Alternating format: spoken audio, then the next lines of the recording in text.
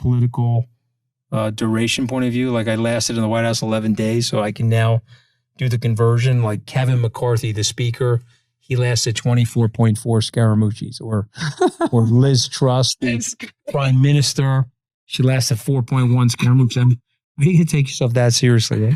Oh my God. This is incredible. I mean, you've withstood all of these hardships in your life, yet sitting here talking to you now, it feels like you're so calm, so at peace with who you are and where you're at in life and knowing where you're going. Well, I mean, listen, I'm 60. I'm not going to tell you that I've always felt this way. But I think the last couple of years have really taught me a lot of lessons because I've had several come-uppances, right? So just want you to imagine the 31st of July, 2017, I'm being fired from the White House. Obviously did something stupid. I deserve to be fired. I'm not blaming it on anybody, but I'm being fired from the White House. Good morning. 10 days on the job. That makes Anthony Scaramucci. Financial crisis was the first one. I mean, that almost knocked me out of business as well. Right. But the point I'm making is that I'm no different. You know, if you're rich or poor, let's say things broke differently for me. And let's say that, I got Bitcoin wrong. And I'm not saying I'm been humbled by life and markets. I think Bitcoin's going to 170 to 200,000. Yeah, I've seen your latest prediction. I could be wrong. I've been humbled by life and markets. I'm not sitting here speaking in certitudes, but not going to change anything. Still the same person, right. And this is the thing that I think I've learned. Like I've been on Wall Street a long time. I can't deal with these people that think they're better than other people because they have more money than them. I'm sorry, I'm like done with those people. I mean, and I've got some really close friends that are multi-billionaires, and they are amazingly grounded and they're amazingly chill to talk to and cool. I've got all the time in the world for them. Just these, and right away, people know there's like a meter in your head: asshole, cool person, asshole, cool person, and it's like a meter. Right away, right? You do. I tell my daughter, women know if a guy is charming or creepy. Charming or creepy. You can tell a woman that intuition. Right. You can tell a woman she has a nice dress on. If you mean it sincerely, you're not creeping her out, she'll say thank you. Mm-hmm. And then, there's another character. You're like, okay, I got to run. For the hills. Take off my high heels and start running. This guy's nuts. You know what I mean? Yeah. And you just know. Absolutely. And in this industry, it's really refreshing. I think we were talking about this earlier when I did my podcast with Tim Draper. He was just such a down-to-earth guy. He walked. We were in Miami. He walked to the set. He was sweaty. He's like, sorry, I just walked over here last 20 minutes. I mean, the most down-to-earth person, down-to-earth person ever. I love him, and I would say that there's a couple of people that helped me get into the industry. Draper would be one of them. Michael Saylor would be another one. He'll flip on me. They'll get super mad at me. But I'm going to observe Bitcoin. I'm going to be a Bitcoin observer. I'm not going to do what other TradeFi people are doing, which is slamming or being ridiculously critical of Bitcoin. I'm just going to be an observer. And then in 2020, when COVID happened, and I think Bitcoin crashed to like 6,000. Right. And I was watching it, build a base. And then I think, frankly, the stimulus money did help Bitcoin. Oh, absolutely. I mean, that was the beginning of the rush. Yeah, a lot of money went into Bitcoin. And when I saw the activity, I started writing down some notes. I said, okay, Bitcoin gets to 100 million wallets. If I'm comfortable with the regulation, if I can store 9 figures of Bitcoin safely somewhere, I can't put it in cold storage, but I got to put it, and I ended up putting it at Fidelity, then I'm okay. And I think we were at 80 million wallets. You'd have to take a leap of faith on regulation, but I made the case that I told my clients that the IRS decided it for me with Bitcoin. So you'll recall that the IRS said that Bitcoin was intangible property. And so one of the things that you learn in property law is that in the United States and places like Great Britain, property is sacrosanct. They can't really take your property from you without giving you some value for it. That's been a sort of a right dating back to the Magna Carta in 1215 AD, King John. So I looked at that and said, all right, these regulators, they're not going to be able to take your Bitcoin away. The court system, the Constitution, all these things are protective features. And obviously, you get these autocratic regulators like a a Gensler or an Elizabeth Warren, they think they know more than you do, or they think that their decisions are better than your decisions. Those are sort of people I generally can't. Bitcoin go from 69,000, I guess, to 16 or wherever it ended. But I think Gensler did all of us a favor. I don't think he wanted to do us a favor. Probably not. But I'm going to explain to you why he did us a favor. He flushed out FTX. He flushed out Celsius, which we were talking about, 3 Arrows, BlockFi. Everything that would have benefited from a Bitcoin spot ETF approved in the first quarter of 2022 got knocked out of business.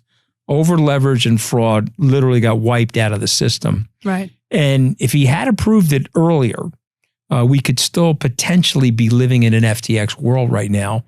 And that fraud would have just been mushrooming and growing and becoming more massive. And it could have been more colossal in terms of the damage that it caused in the industry.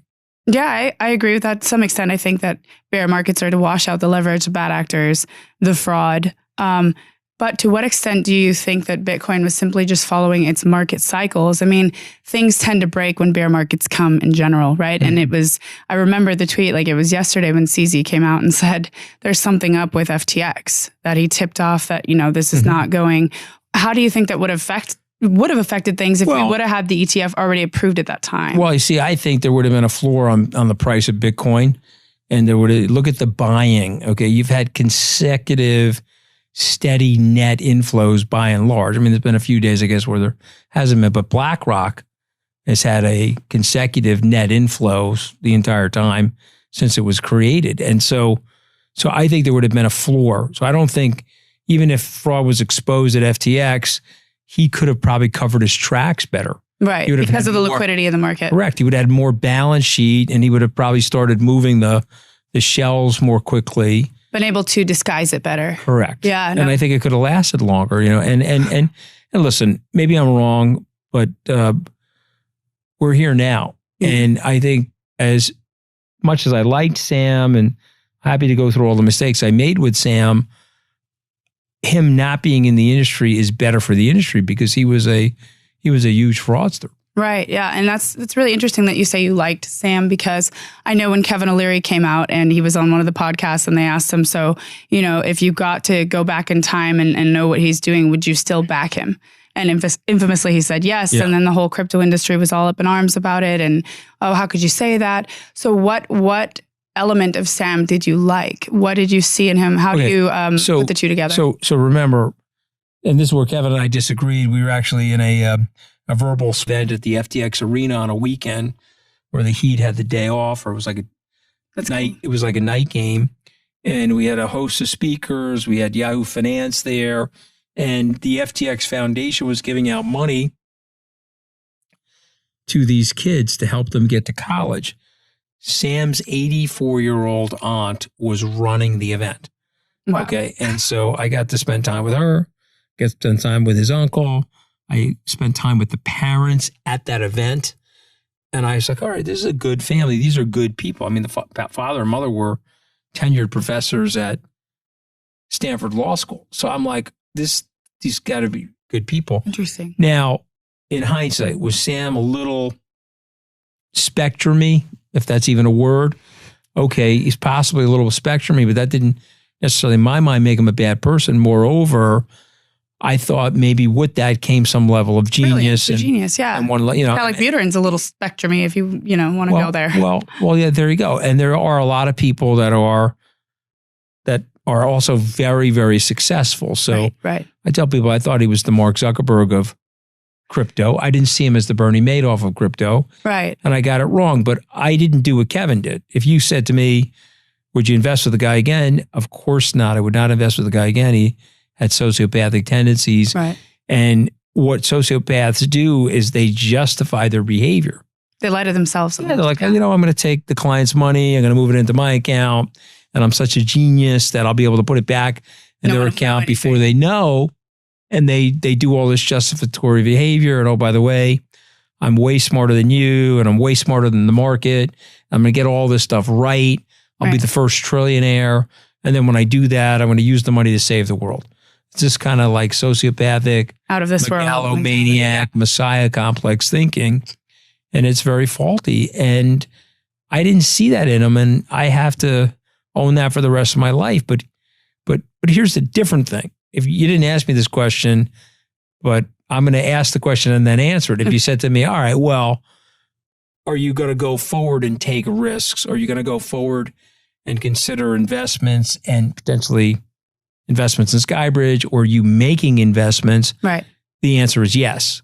I'm not going to let what Sam Bankman-Fried did to me to deter my frontierism, my streak. The scale of that, if you have 50 people looking at something, there'll always be a person of conscience that raises their hand and says, geez, I'm sorry, this doesn't work for me. But if you think of the Madoff fraud, Bernie Madoff, 30 plus year fraud, there were 4 people working on it. If you think of the Sam Bankman-Fried fraud, 2 years, 3 years, whatever it was, there was only 4 of them working on it. Interesting. And they shielded off the other people that had no clue what they were doing. Right. Yeah. And so I learned, unfortunately, I learned that lesson the hard way, but that's a lesson I like talking about because I don't want other people to go through what Skybridge and I myself ended up going through with Sam. Yeah. And you had some very tough times because of it, but you've already proven that Skybridge is coming out more than successful from, that happening. For now. For now. I mean, who the hell knows? For now, but you kept going. I like the world with Bitcoin at 72,000 a lot more than it's 17. I think we all do. I could tell you that. Okay? But I think it's I'm having dyslexia. When I was looking at 17, I was dreaming it would someday be 71. And who would have thought it would happen so quickly? Here it is, right? Yeah, exactly. Yeah. And so I think more people are under the impression that the more you knew Sam, the more you were in on whatever was happening. But clearly that's not the case. Clearly almost the more you knew him, the more you were drawn into this picture that he painted, and it felt real because of all of these things. Listen, I sat through 4.5 hours of testimony under oath, IRS, FBI, SEC, Department of Justice. I turned over my cell phones. I turned over my server from Skybridge. So they had to look at every piece of information that transferred in and out of my phones. And, I wasn't even inside the blast zone close enough to have them call me as a witness. Right. And so, while that's exonerating, it still doesn't take away the stain or the tar of being that closely associated with them. No, absolutely. I think these lessons are all very valuable for everyone looking on and following suit, and also other investment firms who have gone through some tough times, including Kathy Wood, who we spoke about earlier. When times are tough and you're a real visionary in the space, you take risks and you still go for that cutting edge tech, and you're still going to pick yourself back up and continue on. I mean, it's just amazing. And it's amazing to hear your story. But I think that's the lesson, right? I mean, so you get fired from the White House, shut up, dust yourself off, go back to work. You're teamed up with Sam Bankman-Fried and Bitcoin goes down 80%. Shut up, dust yourself off, and go back to work. I think the problem that happens as long as you just, keep going and you embrace the technology, you understand that it has volatility and that there's going to be times where there's, Warren Buffett said, there's ups and there's downs, and, you just kind of have that long-term outlook on the market. So it's interesting you bring up Buffett, because if you follow him and you read what he has written, and 90 plus years old, he's never written a book, but he feels he's written enough annual reports where he's explaining to you what he did and how he did it. There are 3 things I always think about. Number 1, never bet against the United States. You have to see through the noise. You have to recognize that the United States is this amazing risk-taking culture, and it's got flaws, like every country has flaws, and there might be some polarization today, but there's always an undercurrent of opportunity and innovation and entrepreneurship and long-term growth. And so don't bet against the United States. Number 2, the volatility can be your friend. Right. As long as you understand what you're doing, if you have high conviction and you're willing to stay in things. Okay, that's why I think I said to Anthony Pompliano, you got to act like you're dead with Bitcoin. Like the dead people at Charles Schwab, they do better than the living people. Yeah. They don't look at their accounts. Yeah, they don't look at them. They don't stress about the dip. So there you go. So, I had this situation where I had money I put away, I think $1,000 by accident, by the way. I put $1,000 into my son's account when he was born, in Microsoft. And it's 32 years later. I think it was worth $70,000 when I found the account. But I'm here to tell you that I would have sold that 10 times before I would have gotten there. That's a really good point. Okay. I think but I didn't even know it existed. Yep. They finally found the account. Percent of traders make great money and the rest lose. I mean, it's all about investing for the long term. If you're saying it's going to be half the market cap of gold, or as Michael Saylor says, we'll probably overtake gold in value over time, depending on how you look at it. Well, then there's your answer, right? But it may be better than gold, right? Because you can't really move gold over. It's most definitely better than gold. Yeah. Well, I'm saying it facetiously, right? Because you analyze any different technical aspect or the technical properties of it, you can move it. It's easier to store. You can transact in it quickly if that's a decision that you're the world goes in. Yeah. And gold is something you can't do any of that with. I'm not betting against gold, though, by the way. Gold has a 5,000-year track record. So I'm not going to be this supercilious, arrogant person that says, gold has been put out to pasture by Bitcoin. I do believe that there will be people buying gold 100 years from now and perceiving it as a store of value. All I'm saying is that Bitcoin is going to mature as an asset class and it's going to make that transition. And so when it makes that transition, there'll be Wall Street analysts describing it as an asset class. And they'll say, okay, we have gold, physical gold, and we have digital gold, which is known as Bitcoin. Right. And I think people will accept that. They'll be teaching that at business school. They'll be teaching that in an asset allocation class or in a investment class somewhere over the next 10 to 15 years. Absolutely. And I'm of that camp too. I remember a podcast with Mark Cuban. I forget who the guy's name that he was on with, but he's like, if you own gold, you're dumb as fuck. And they had this thing and I'm just like, okay, I think it's smart to be in your camp. It's been an asset class that's been around since, forever, and people are still embracing it that way, and that it doesn't necessarily have to replace gold. It's digital portable property that you can take with you anywhere around the world in any jurisdiction. And it's like true ownership rights for the first time in human history. I was with one of my Saudi friends who's been a client of mine forever. And he was like, Anthony, I've heard you on TV. You say that Bitcoin is digital gold. And I said, yes, Sheikh, I have said that. He said, well, you know what? It's better than gold. He says, let me tell you something. I have a USB. It's about this big. It's about the size of a quarter. It's got $200 million of Bitcoin on it. Right now, everybody here in Saudi Arabia and leadership, they love me. Okay, but someday they may not. Okay, and let me tell you, I'm gonna put this USB where the sun doesn't shine. I'm gonna be heading for the Yemeni border. Okay, and you can't move $200 million worth of gold like that.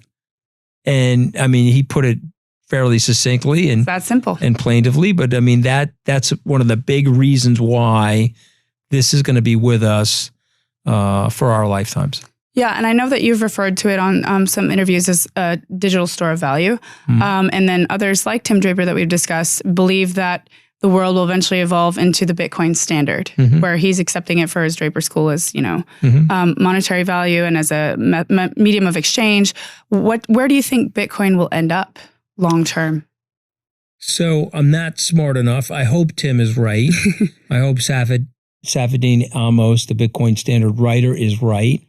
But I'm not smart enough. And all I'm saying is it just has to trade to half of its value in the last 4 years. It has been the world's reserve currency for their entire lifetimes, dating back to the Second World War. And so if you're a dollar-centric person, you may be a little blindsided to that. Right. If you're living in Africa or you're living in Latin America where they punish the money way worse than we do here in the West, we do our requisite share of punishing the money, but they do way worse job down there. And so, then you say, okay, maybe Draper's going to be right. But I'm saying, I don't know. I would love to have him be right, but if it's just half of the market capitalization of gold over the next 10 years, a $70,000 asset goes to $350,000 to $400,000. And I think there's a margin of safety in it, meaning you don't have to be where Tim is to get this right as an investment evangelist. Yeah. And you've done a phenomenal job at Skybridge. Walk us through then where we are now in the market. I saw something about Plan B on your Twitter, so I'm assuming that you've had a look at some of his models as well. He says that I believe it was the 6 months up to the Bitcoin halving was typically the best time to buy. And then the 18 months up to 18 months later is the best time to sell. So where do you think we're at now? The ETFs have just launched. And you have some phenomenal stats on that, by the way. It's been one of the best. It is the best performing asset in human history. Best performing asset in human history, the best launch of an ETF in human history. But the real question is, and I love Plan B, and I've interviewed him. He's been on my podcast. He's friends. But I think the real question is his stock to flow model or other technical models being skewed by the ETF? And so I think the answer to that is yes, because I'm a Wall Streeter. And so what do we know about Wall Street? Wall Street sells product. Okay, right. Product is sold on Wall Street, not bought.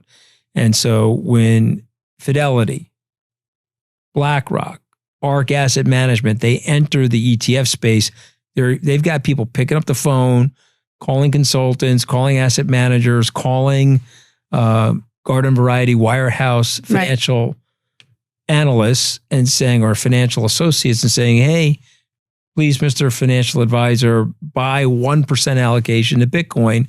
Do it through our ETF. It's low cost. We'll store it for you. It's got a QSIP number. It can go right on your client statement, et cetera, et cetera. And so what Wall Street does is it gins up this huge selling machine. And you're seeing that right now in a very small way. Right. Because wirehouses haven't come into it. Registered investment advisors haven't come into it. Large-scale institutions have not really started buying it. Now, granted, there are sovereign wealth funds in the Middle East that have started buying it. But by and large, there's an untapped pool of several $1 trillion of assets that could enter the space. And if that happens, then me saying that there's a 50% market capitalization of gold will be very low. But I just want people to recognize where we are right now. These prices, if you overlay the macro environment, these prices are light. And again, look at NVIDIA, look at Amazon, look at Facebook. When they start scaling and they scale exponentially and they take full advantage of Metcalfe's law, full advantage of the networking effects, they move quickly. I think NVIDIA is up 6 times in the last 18 months. That's insane. It's wild. It's wild. And we're certainly at an inflection point in the industry. So now first quarter, can you give us some stats on the inflows, your thoughts on how the halving is going to affect the price of Bitcoin? So it's just under $15 billion, which is a staggering amount of money. Just to put it into context, the gold ETF, it took 12 months to get to $10 billion. So that meant there were a tremendous amount of fence sitters on Bitcoin, tremendous amount of pent-up demand.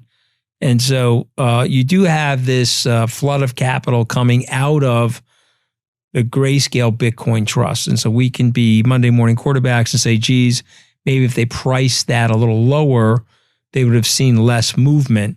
But I think you're finding, and I don't know this analysis empirically, but I think or big pension consultant comes out with a tactical asset allocation model that has 1% exposure to Bitcoin or 2% exposure to Bitcoin, then you'll really see. You start doing those numbers, and it's just like this monolithic demand. But remember this: if you're a consultant and you want to differentiate yourself from your peer group, you're going to recommend Bitcoin.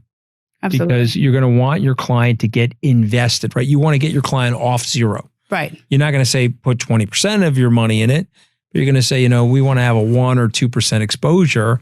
And now you put pressure on all these other portfolios, right? Right. Because remember, these guys, like I said, it's like a match sailing race. They all get in an index. They hover around the index.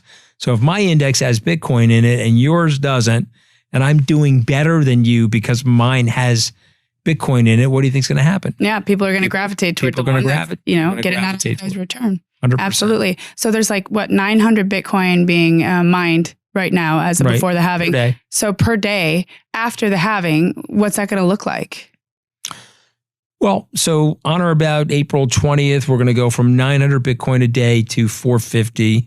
A lot of people get confused about this, so I want to make the distinction. It doesn't mean the supply of Bitcoin gets cut in half.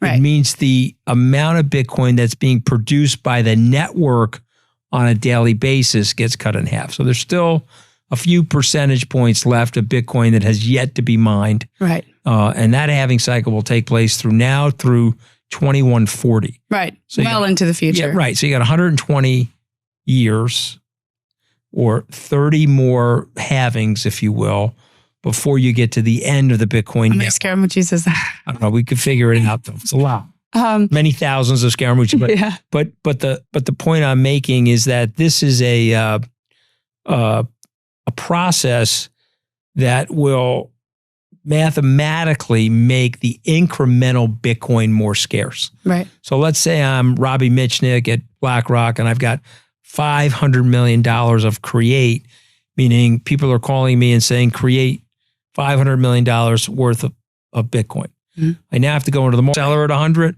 Larry, you want to buy some at 100? Well, I actually have to because I have $500 million of cash right now that I'm obligated to convert into Bitcoin. Right.